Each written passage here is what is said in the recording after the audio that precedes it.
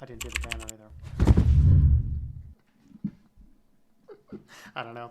Hey, greetings and welcome back to Switch to Linux. I'll switch over to my banner, which I haven't fixed yet from yesterday. So, yeah, a lot of fun technical difficulties. We'll go to explain the whole thing. I got to find my view. We are not doing Fedora. That's what the banner says right now. And Dan's on. So, hopefully you work now, Dan. Say something. Hopefully you work. A, B, C, D, E, F, Woohoo! G. We have audio. It works. It works. Yeah, I think something happened in the fact that there's 3 HD cameras on the computer right now. I think one of them got caught in a loop and it wouldn't want to capture it. I think what ended up happening is the other camera got captured in the one, and I did not check that camera. That was a whoopsie on my part. But let me go ahead and fix the banner, and then we'll go ahead and get started here. Not sure if anyone else is going to jump on. I haven't been checking the comments. I don't know if Sleepy's going to jump on or not.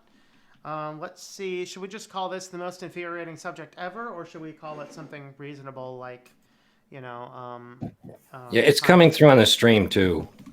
Yeah, everything should be working. So, all right. Everything on my monitoring end is working. So if it's not working, let me know in the stream. But let's go. Time for digital opt-out. That is what our title is going to be today. And I got to find my beveliness. Add some beveliness to it. And let's go ahead and center the title. And then we'll go ahead and push a new title live. Sorry for the technical difficulties, everybody. Like I said, I think whatever happened is that the kitty cam, I'm supposed to delete it so it doesn't get captured by the wrong camera. And that's what I think happened is it got captured by the wrong camera. And I forgot to check the location of it. Let's see. My volume is low. Your volume is high. Okay, let me try that. Okay, we should be a little bit more balanced now. I did not have the funds this month to get that new soundboard, so yeah, we're stuck with the old one. Were you planning on buying a new one? Oh yeah, I'm gonna get a new soundboard. It's just that like it was quarterlies, and I had to pay a lot more quarterlies than I had initially budgeted, so end up wiping out all of my reserves. So I was not able to pick up. Yeah, I seen the one DistroTube got. That one is ridiculously huge.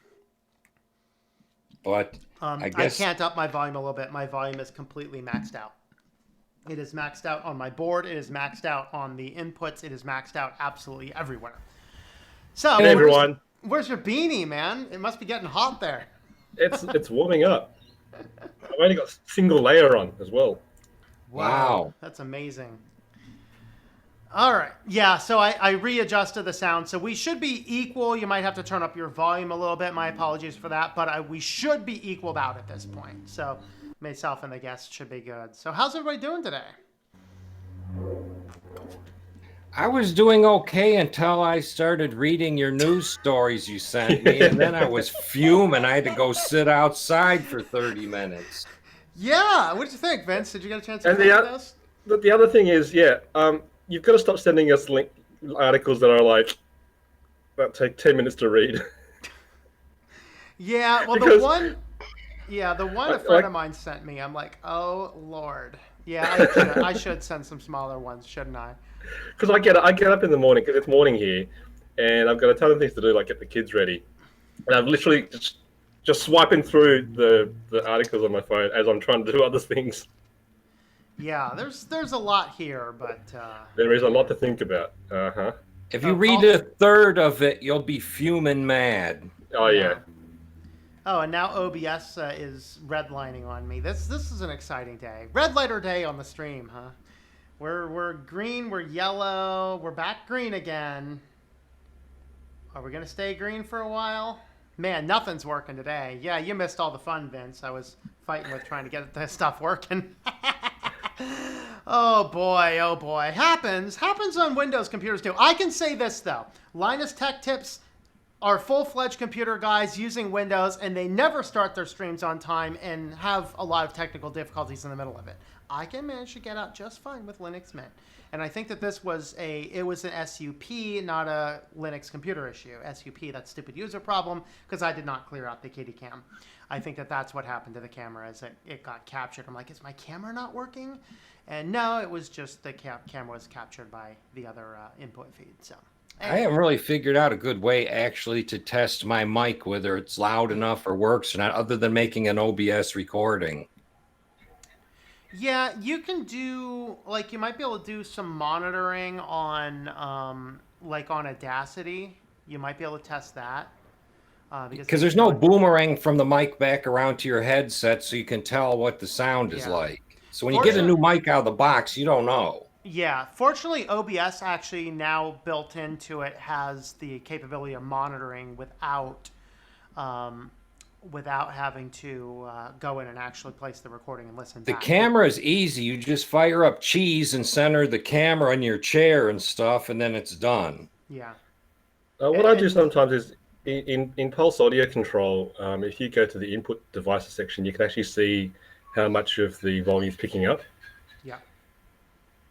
I wonder if I installed Pulse Audio, if I could actually boost the audio a little bit more. The Pulse Audio Volume Control Suite, the PVA that's it. audio. Yep, that's what I use. I get that for every distro I use. That is the master thing for turning things on and off and adjusting them.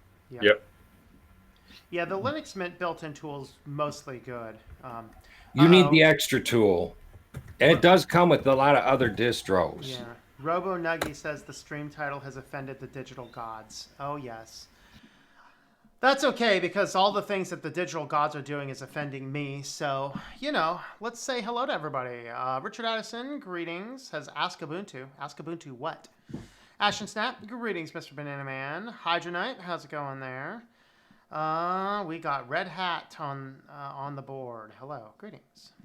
Hello, Warner. Greetings. How's it going there? Technical difficulty. Translated equals STL. Forgot to get them kitty treats. Yeah, no, the kitty treats are right here. I don't know where the kitty... Oh, the kid. Now the kitty's staring at me. He's just like, dude, get over here. I want them treats. Anyway. Let's see. Headset will just not work. Oh, yeah, and here's Kitty. Kitty's up here going, dude, I want the kitty treats. No, we're not doing kitty treats right now. I just had to show people I had them. You want the chair? I'm actually sitting in my folding chair because the cat actually stole my chair earlier. And he jumped off before we started streaming, but, too many other things are going on, so I did not grab my chair. So I'm just sitting in my very hard folding metal chair for now. Why not? Okay.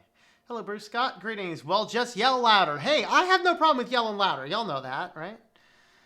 Okay. Sounds perfect now. That's good. Hello, Memphis. Greetings. Must be 90 degrees Fahrenheit in Australia. Probably not 90, right, Vince? No, I think it's probably closer to about 70-ish. 70-ish? Really? It's 70? Well, we're going into fall, so he's coming into spring. Yeah, but how did he just shoot so much farther ahead? I don't know. 68. On OBS, watch my meters. Yes, I'm watching my meters. Yep. Okay, audio input shows it's starting but very low. Yeah.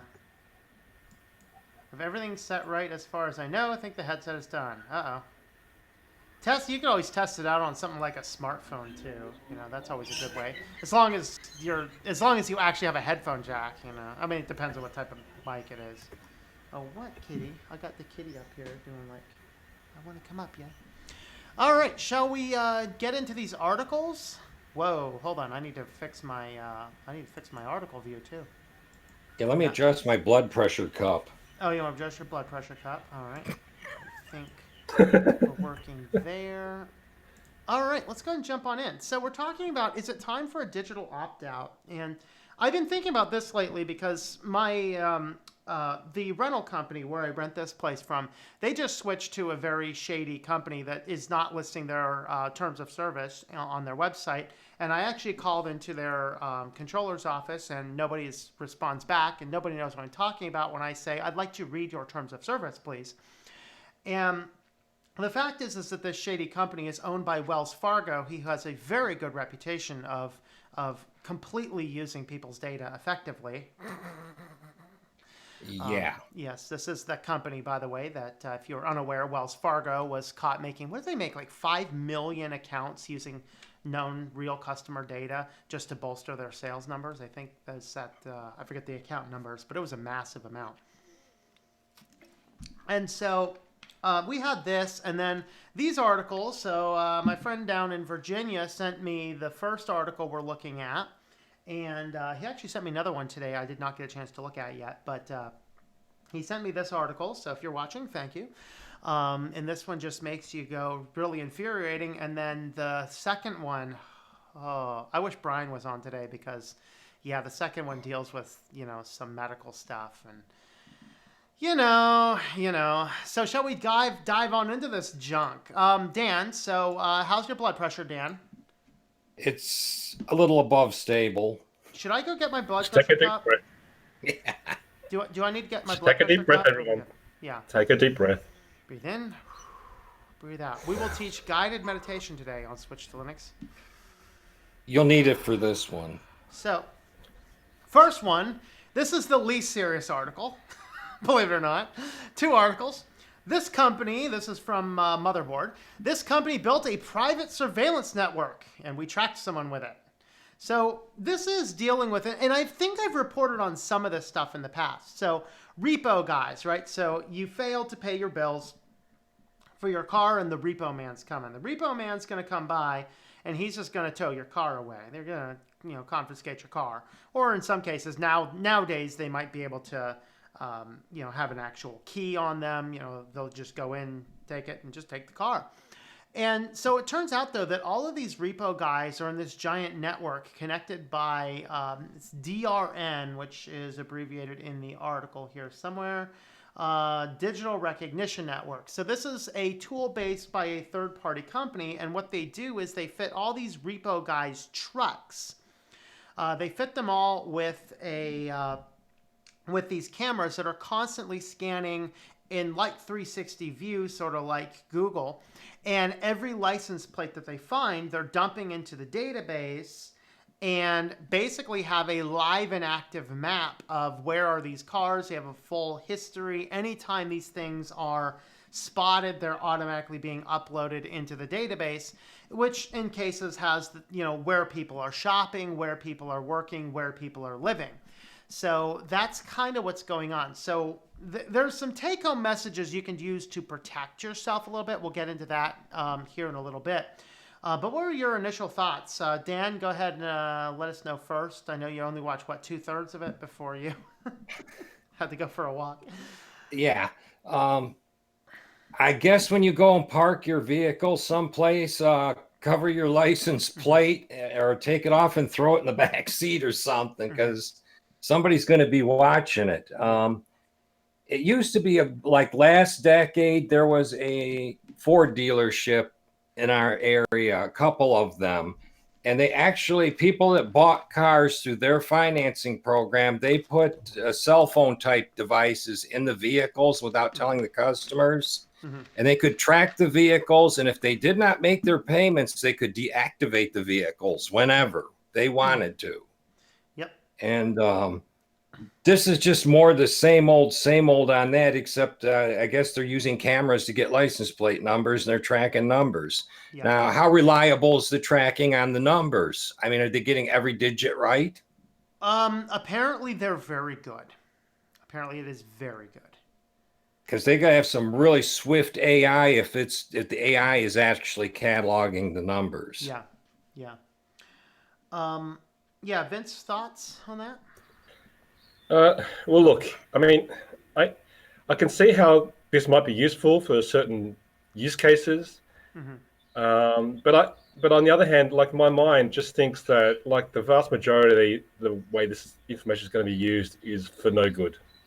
Yeah. So what they end up doing is one person consented to have their information checked, and so they just hired a private investigator for $50 who had ready access to this database and gave them an entire readout of everywhere the car's been spotted, identified the person's house based on how many times the thing was located at that particular address. They identified where the person's work was. They identified the basic schedule.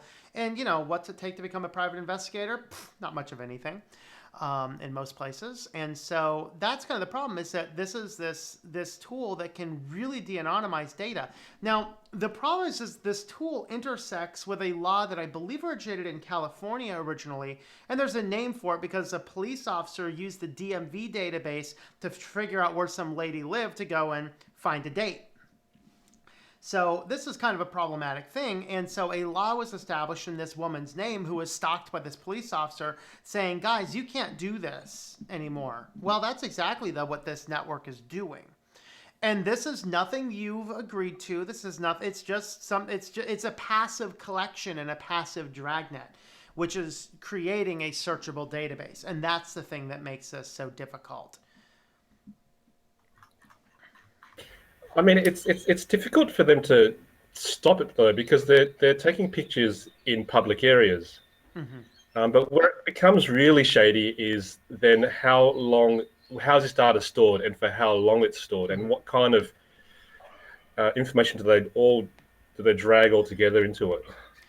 Yeah. So this raises some of these fascinating questions about when you can, what data can you collect? How long can you store it? Obviously, yeah, snapping a photo of somebody who's in public is legal. In the United States, it's legal. I don't think it's legal everywhere, but it is illegal here in the United States. Is it legal to circulate it, though? That is questionable. I believe license plate data, it should not be legal. It should not be legal to store that into any database, or the only way you could potentially make it legal is to store only databases, only those numbers that are specifically whitelisted to store based on the fact that there's still a payment on it. So here's if you're buying from a bank, the bank buys access to the server, you're agreeing to allow your data into this database as long as you still own the loan.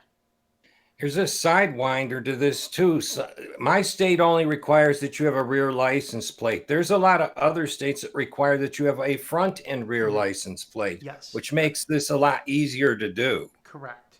Yes. Mine's also rear only, although most states are front and rear. Now, you did raise a point covering your license plate. It turns out that as long as your vehicle is not moving, covering your license plate is generally legal.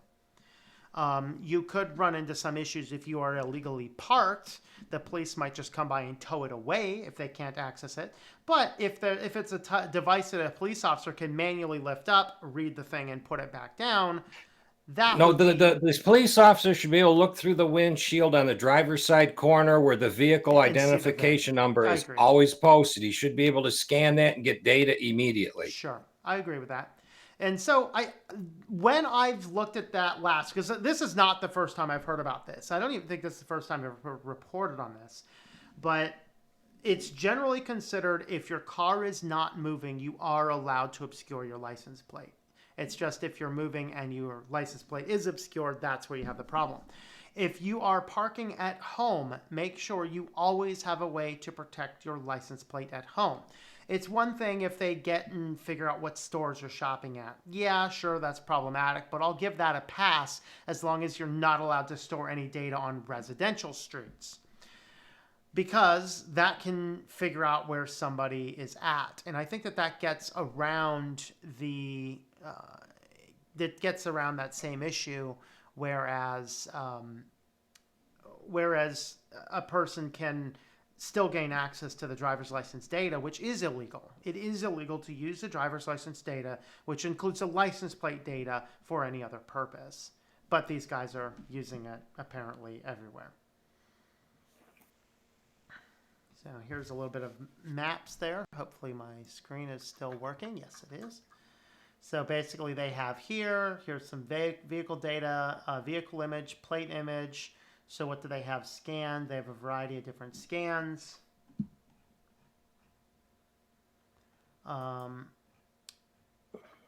So basically the device here will drive by. It will just grab all the license plates that it sees, store all these inside of the database. So then what ended up happening is the person who allowed them to search for his data, they were able to completely figure out who he was, where his schedule is, where he lived, all these types of things. And all this is warrantless. You can hire a private investigator for $50 and gain access to this, which is a certainly problematic thing. Now think of the people who are fleeing from their abusive spouses and they need to keep themselves hidden, or maybe us YouTube streamers who would prefer to keep our stuff hidden. And if you figure out what type of car the guy drives, you can figure out where they live, unless you're being conscientious about blocking your license plate when your car is parked in your driveway, which you honestly should not have to do. But that's our world. So then that raises the question, what kind of consequences are there if this information is used in a bad way? There are none right now. And that's the problem. That's Yep. why it raises this question for me. I need to be able to say, you know what? I do not owe anybody any money on my car. There is no reason anybody needs to be scanning this. This type of thing should be outright illegal. Now, these types of arguments is why I'm not a pure libertarian. A pure libertarian would be like, there's no government interference in anything. Deliver our mail, protect our borders. The fact of the matter is, though, is that we do need a small amount of regulation just to say, all right, now, guys, it's better for our society if you're not doing this. Because this type of stuff can leak into the world very easily. I mean, what if all this database is not secured? Which it probably is not secured, and we just don't know about it yet. Nobody's found it. So there are no consequences. And that's the problem. So if somebody uses this, figures out where you are, and goes to your house and snipes you out just because they know where you live, there's no consequences. Yeah, and on top of it, you have to pay yearly to have that number on your plate. Yep. Just for all this extra baloney. Yep. And, the government stores this stuff as well. It's one thing when the government stores it. It's another thing when the company stores it. And this is not a case where you can say, well, it's a private company. Well, the problem is, though, it's taking my personally identifiable information and storing it in a database that somebody can look for. And that is a problem. That's a big problem. So, all right. Any other thoughts on this particular article?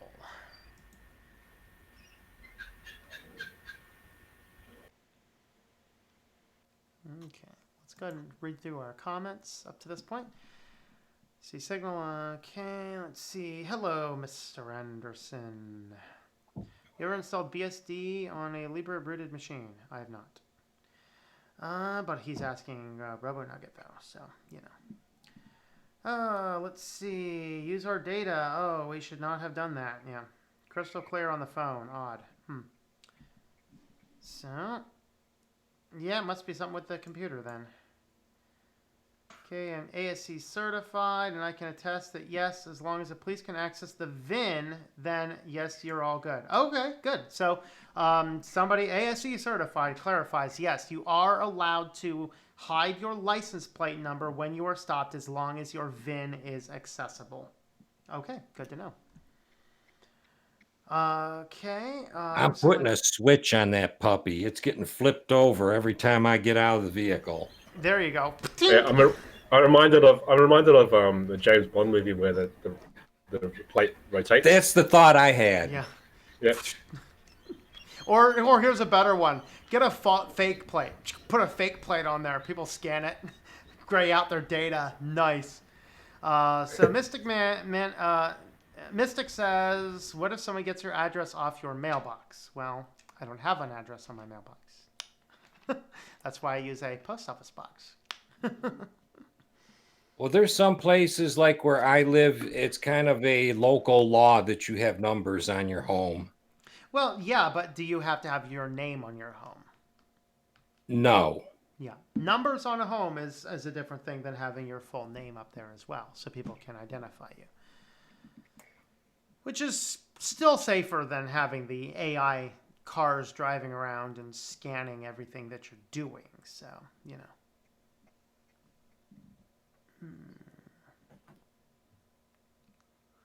Guess you can get audio, but no mic or vice versa. That's not cool. Podcasts is fine here in Canada. All right. All right, shall we look at the other article now? Are we ready for this one? Dan, did you like this other one better or worse? What was your favorite article? This one I take personal. All right, so let's go ahead and jump on over to the second article from Ars Technica. Millions of America's medical images and data are available on the internet. And by the way, this is not just America. This is everyone.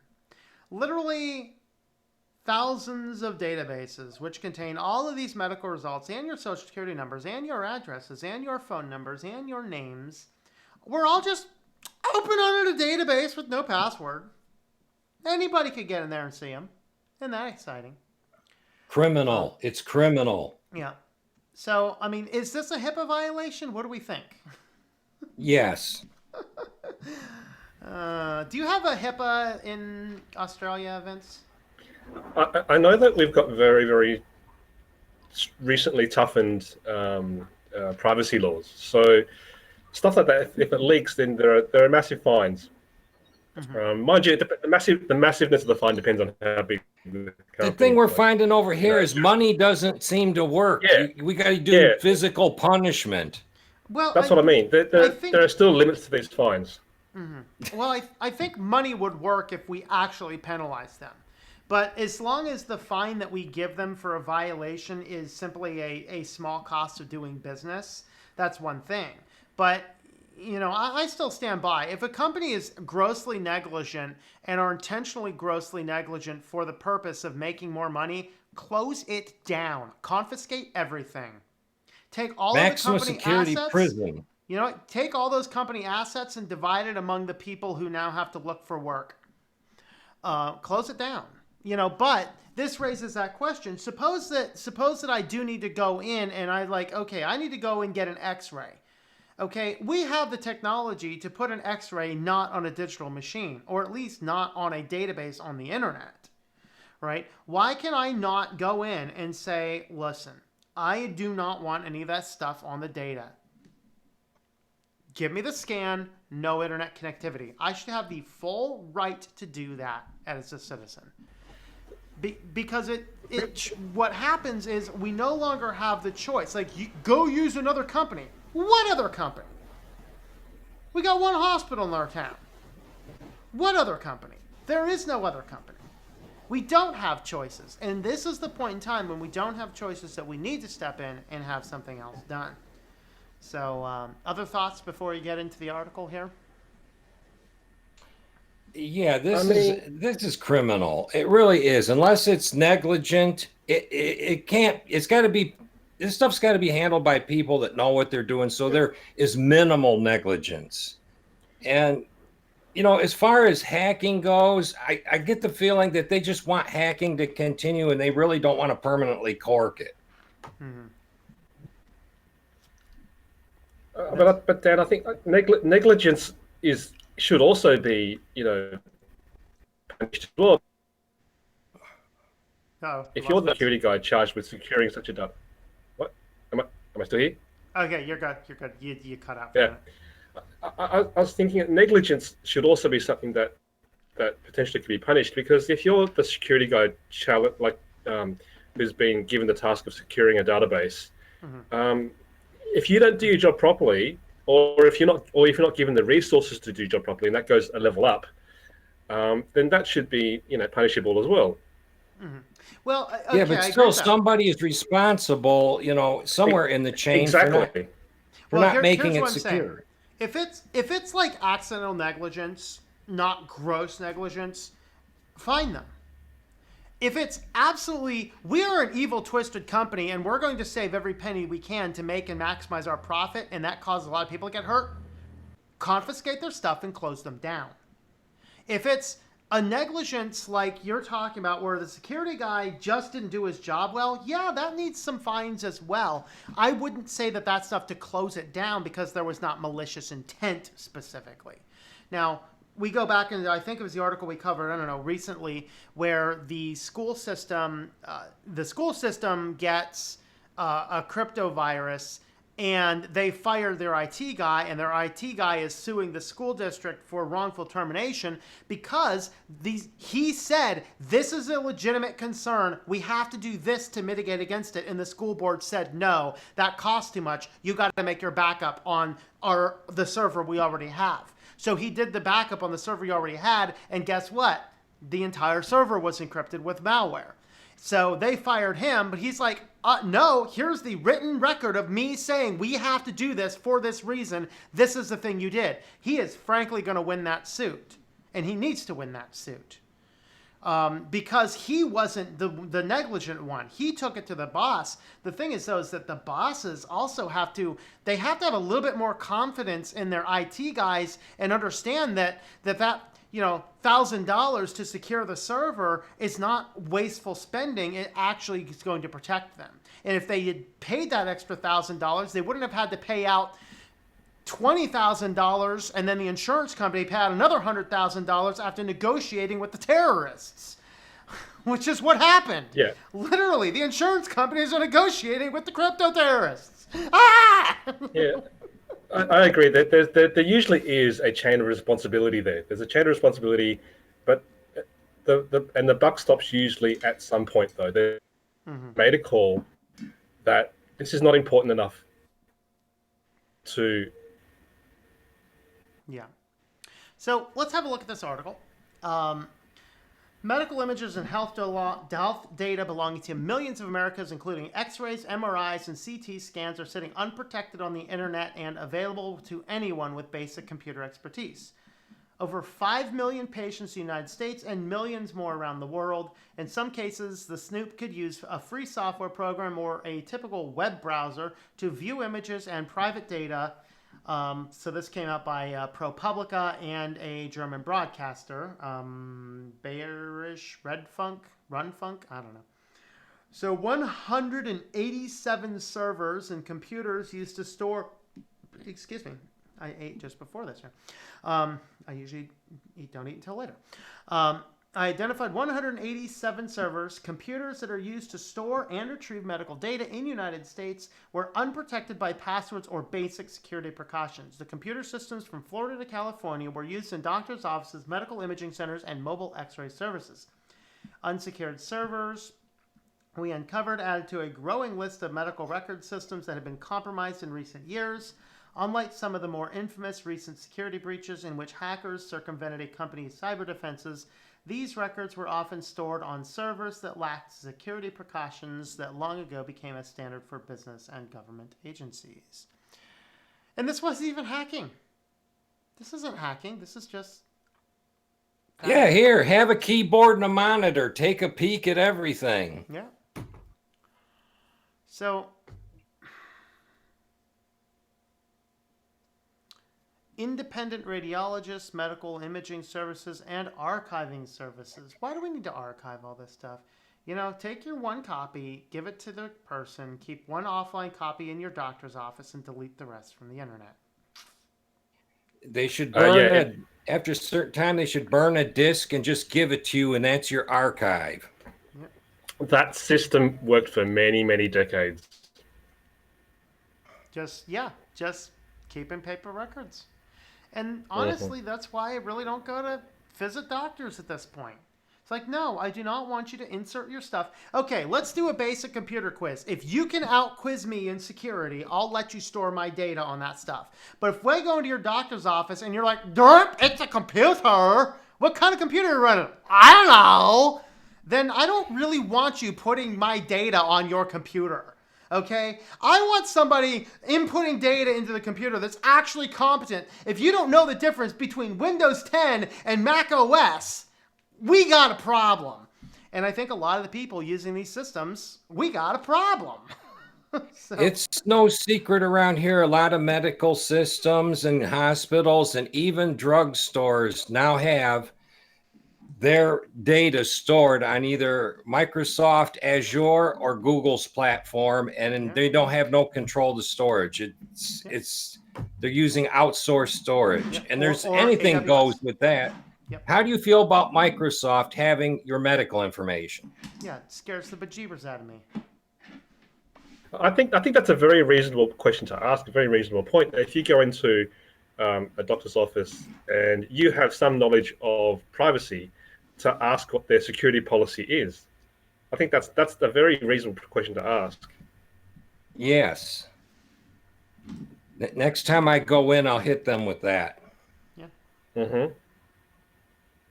Because around here, the doctor's office and stuff like that, they're all part of a medical system, like St. John's medical system, Ascensions, St. Joe's.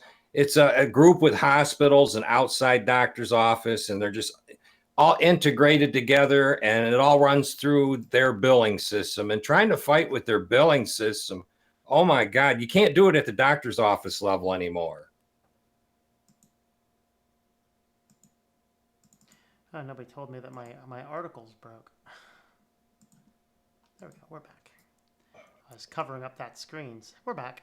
Our articles are working now. Not sure how long you guys could not see the articles there. My apologies. All right. Let's see. So yeah, quote, "This is so utterly irresponsible. You think?" Security has become a do-it-yourself project. Yeah, and I think that's a lot of things is people don't want to take that extra security precaution, and we have to. We have to take that extra security precaution. We have a mentality in the United States now, and it's very widespread. It boils down to how cheap can we do it and get away with it. Mm-hmm. That just about every company now works on that platform. I'd add in cheap and convenient as well. Yeah. The cheap comes before the convenient, though. They're always worried about their money. Yes. I worked in the corporate world for quite a long time, and it all boiled down to the dollar at the end. Yep. So, and then the question becomes, all right, this stuff leaks out. Who do you go after for this? And this is our problem with everything being shared with all these third parties. So somebody leaks the data. So let's use this example. In my town, most of our churches use this church community builder, right? Which is just a cloud-based stuff, right? Cloud-based church directories and stuff. Now, according to their terms of service, if a church uses their product, then each parishioner in that church has to explicitly opt into having the data stored on their server. Do you think any of the churches actually collected that explicit data? No. I don't know of any that do. So, for whatever reason, my camera keeps freezing, so we'll fix that again. Well, my image will freeze because I have poor upload speeds. No, it's definitely frozen on my end. I don't know why it's frozen too. I just reset it and it's still frozen. We're just having all sorts of fun technical difficulties today. Okay. Let me jump back to this and then back to this. Hey, I think we're working now. I think everything's working. All right, so anyway, so I got a hold of that company to say, hey, I know of at least 2 churches in my town that put my information in this database, and I've never provided consent. I said, in fact, one of them, I haven't attended the church for 2 years since they've implemented your system. I said, I want all my contact information should be blacklisted in your platform. And they were nice about it. And one of the churches called back and apologized, and the other one I never heard from. But I made it clear. It's like, no, listen, you agreed to the terms of service. It's one thing if you do not agree to the terms of service for your own personal stuff, but now you're agreeing to a terms of service that impacts other people. So what check and balance do they have? Their simple word. So if their database, and of course they have this whole thing, we're securing, we have encrypted S3 buckets on Amazon. It's like, I do not have confidence in that.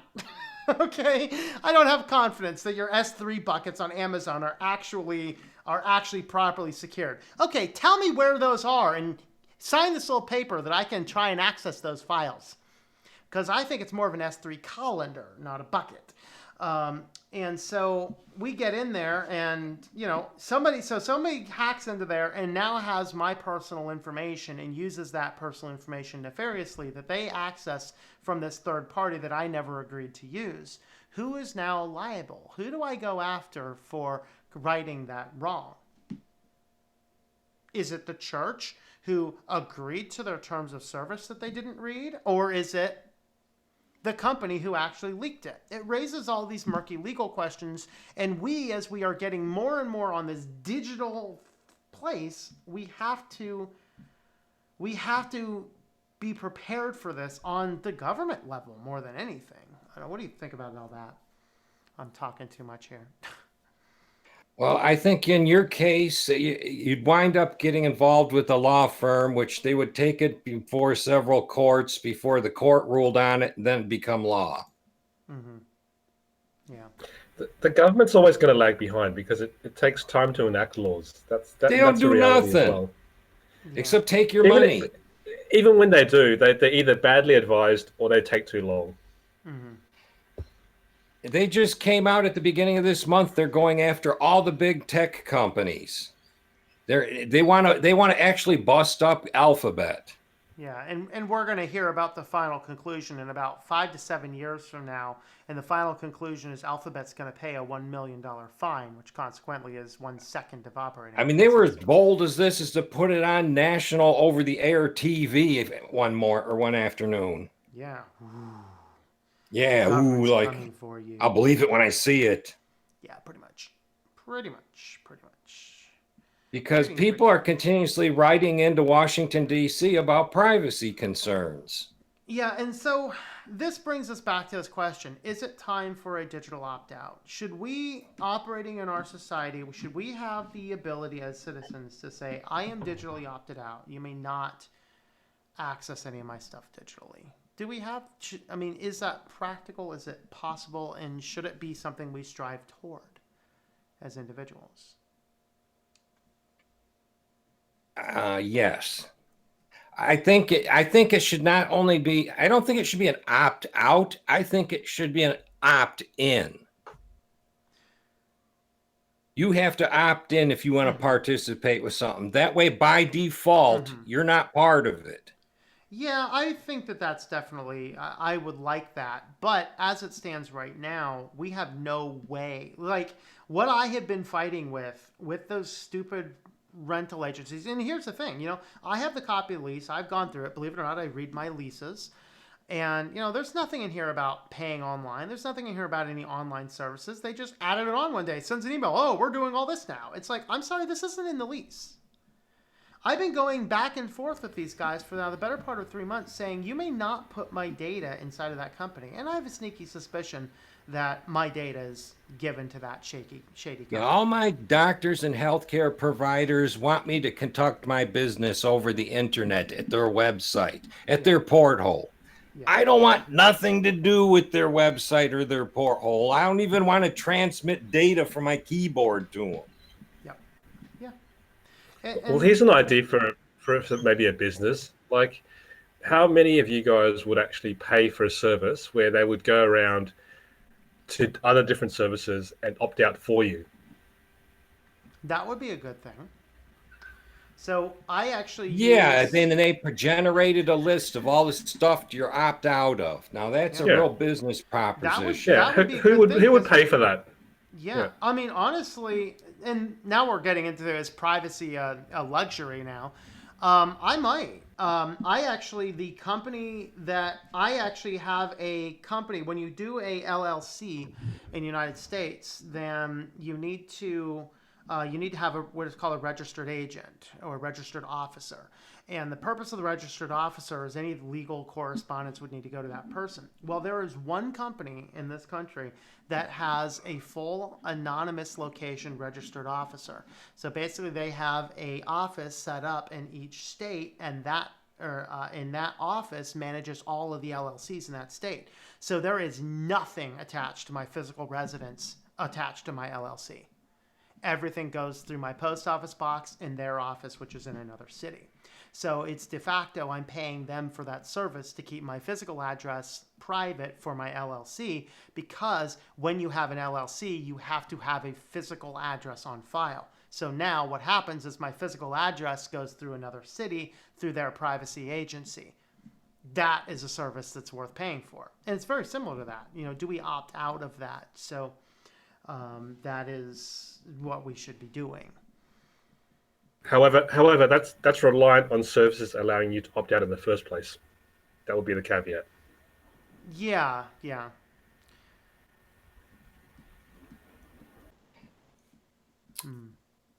I think I would be really interested in a service like that. The problem is one would have to know of all the stuff they're involved in to opt out of it, and most people probably can't complete half of that list. Yeah. So Ken S says, I say no because any criminal or shady organization could stay hidden. That's an interesting point. Is it worth, I mean, I don't know. I'm okay with giving up some security for privacy. And The thing about that is that if you're a criminal, if you're doing something shady, the police or the FBI might already have something on you, and they have their means of gathering information anyway yes, they without will. needing these digital companies to collect it for them. Nice. Hey, we have the doctor joined us. All right, Brian, did you get a chance to Hey, read the Brian. article? Hey, Yeah, Brian. not really. I just walked in a couple of minutes okay. ago, and I looked at my watch, and I'm like, oh, I hope I still have time to join in. So I put it on my other. We want your thoughts because millions of Americans' medical images and data are available on the internet. They're not even secure. Well, they're not. That's even something That's something I definitely want to address. I'm going to go ahead and a, send this to you in the Hangouts call there. If you didn't get a chance to read through the article yourself, it's right there in the Hangouts now. Okay. Because I've been saying things like this for years and years, and no one wanted to listen to me. Yep. And I saw things like this coming. In fact, I was going to send you an article because I'm on the medical bulletin board. Mm-hmm. And one of the articles I got today was about electronic health records increasing malpractice suits as well. Yep. Yeah, so 187 servers that these guys found that were completely unprotected by passwords or even basic security precautions. Mm-hmm. You land on the URL, you got access to the full database, which included emails, physical addresses, full names, diagnoses, medical images, like everything. Mm-hmm. So, I just thought of a new problem from this too. This also invites the operation of medical fraud. You just clone someone else's medical records, change their name, and rebuild the insurance company. Yeah, it's off the scale. I'm telling you, I see it, every day in my practice. It's rampant. And anybody that, a script kiddie, could hack into this stuff. It's not hard at all. That's the thing. You don't even need to hack. You just got to go. Yeah, exactly. If you know the URL and it's not hard to find these things out, a child could do it.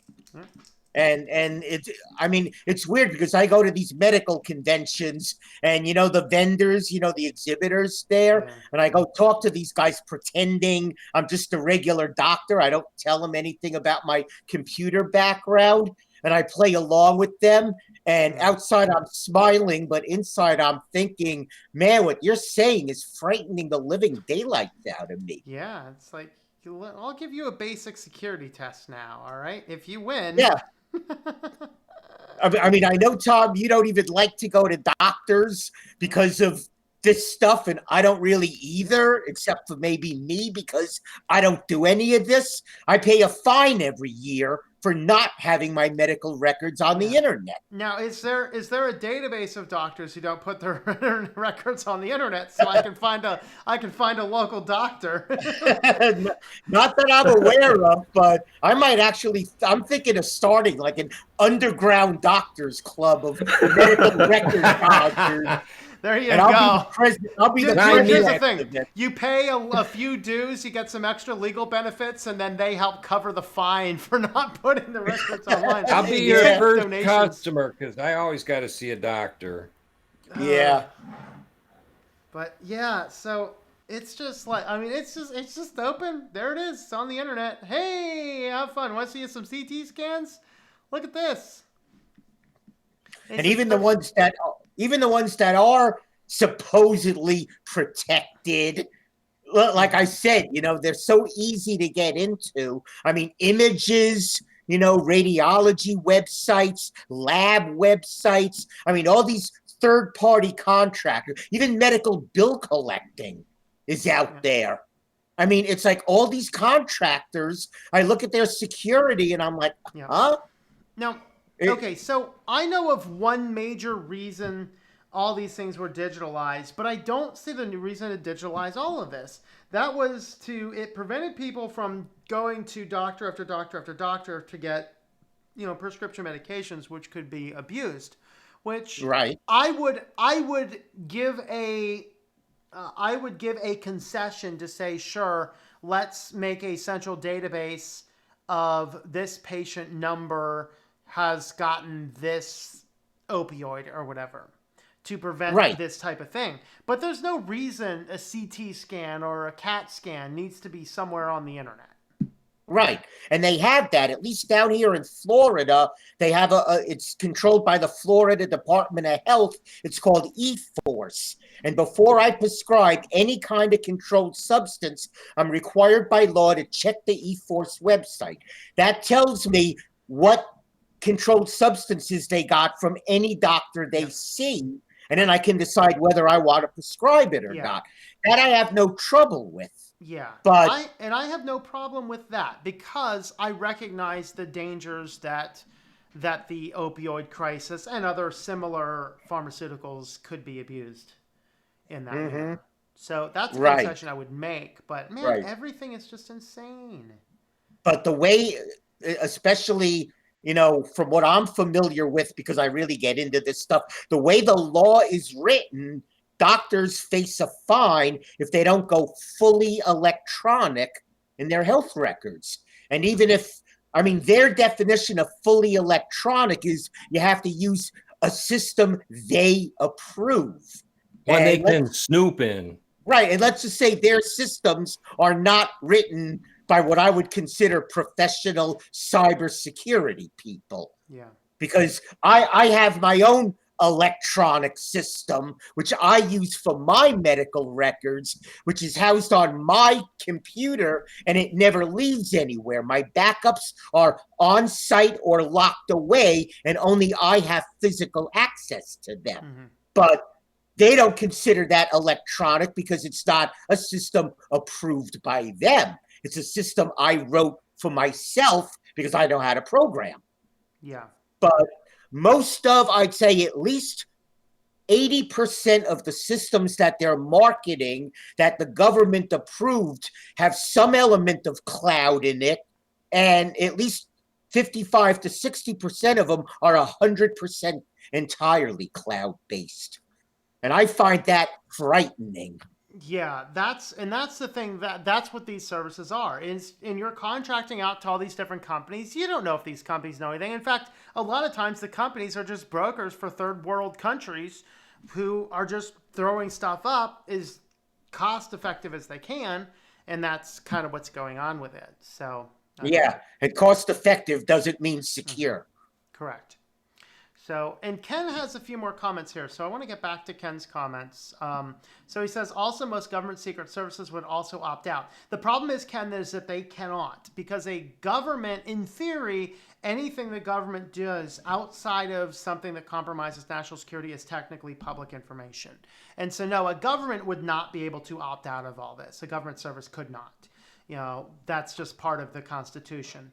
How much you've given up already. So when do you say is enough is enough? Just stop. So as you opt out, you'll be placed on a watch list. Yeah, that's the thing. Somebody's opted out. Simple in the law. You cannot establish a watch list for somebody who chooses to remain digitally private. And also giving up the data you already have. That's kind of what my privacy series has been addressing, giving up the data that we already have. Let's see. Now, you mentioned the government. I do have to give the VA credit because the VA health system's medical records is Linux-based. It's the only electronic health record system I'm aware of that is Linux-based. That's good. but it's only used by the VA. It's a Red Hat derivative. Well, I know of two drugstore chains and two medical systems around here that actually use Microsoft Azure to store all their stuff on. Yeah, and I think that they're the worst because one of the things I heard early when Microsoft was first getting into all this data collection, they simply wanted to prove to people how much data they had. They were very loose-handed with handing out a lot of this data. Because I remember this one guy, I watched a TED Talk from a guy who was a pharmaceutical researcher, and what they wanted to do is they said they wanted to do a metadata analysis, basically a search analysis of people that were on this medication and then taking this medication, or on medication B and then adding medication A, because they were interested not only in, you'll get side effects, you have different medications, but they were interested in how do the side effects change if you're already on one and then add the second one to it. They hypothesized that you get different data. And so they asked Google for the search data, people who were on medicine A looking for medicine B. They didn't want names or anything. They just wanted to see meta-analysis of people on this medication searching for this and what type of links were they looking at. Google's like, no, that gets too private data. We're not handing it over. Well, he's telling this story at a table where somebody from Azure was there like, oh, we have a lot of that data from Bing. We'll give it all to you. It's like, what? I can't. Oh, wow. And that's why I trust Google more than Microsoft, because Google is not as loose-handed with all of their data. Not to external people.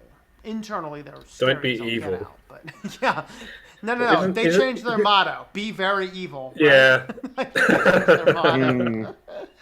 All right, let's do a final wrap-up here so that we can wrap up here, and I'll hang out with these guys off camera when we're done. And so give us your final thoughts, and then I will be back on...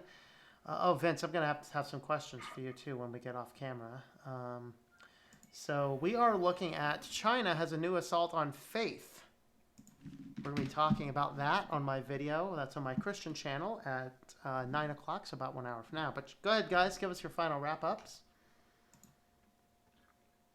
Well, I would say as far as the vehicles and the license plate collections, if you know someone with a 3D printer, have them print up a plastic cover. You can just bloop, drop it on over at the top of it when you're parked somewhere. Yeah. Have them make it in black.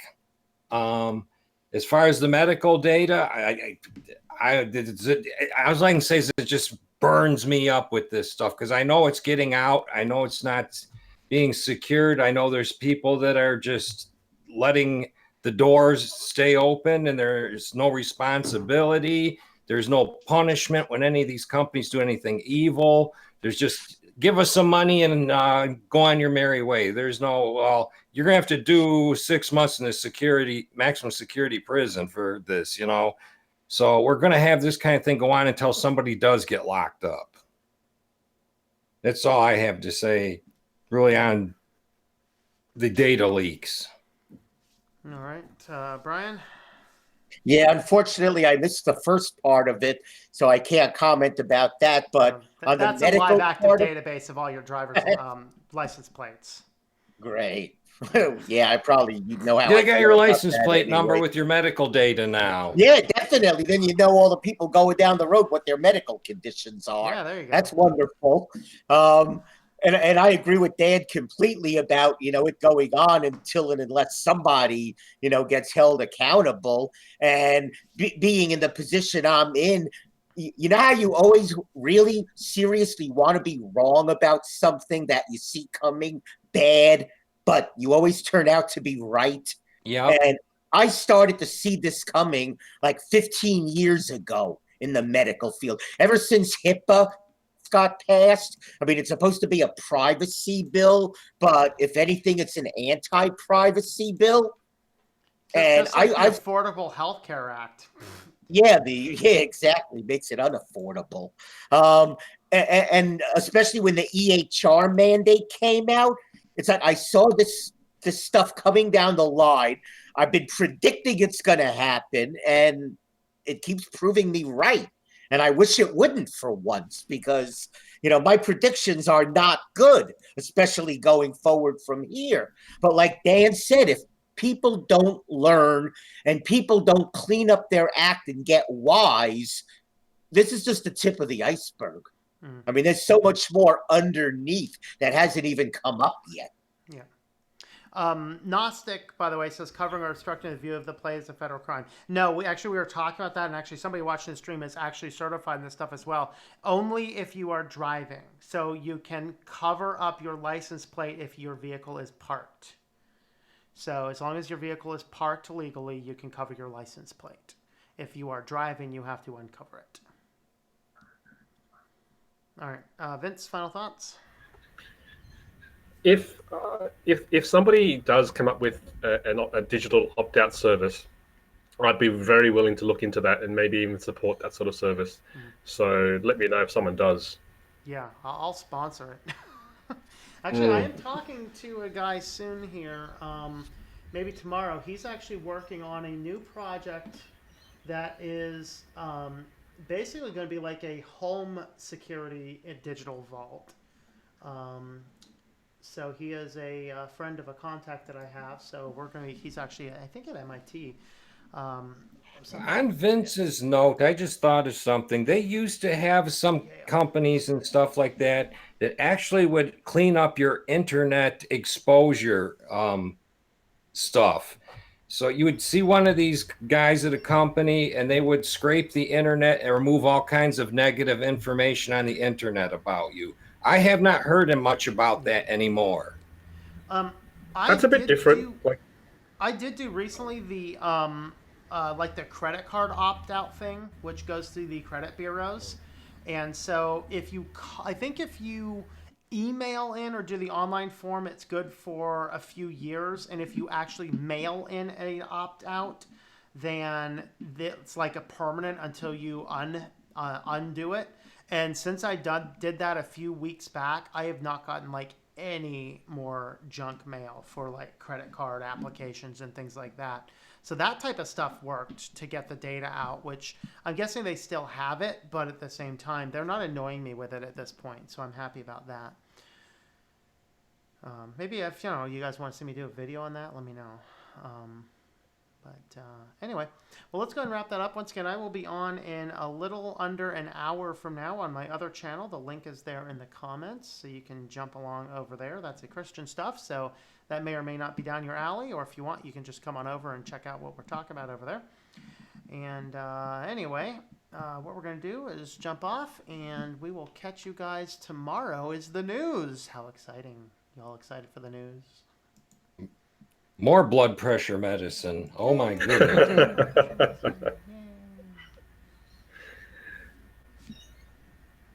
Bye, everyone. I'm just waiting at this Goodbye. point. Okay. Everyone take care. Bye-bye.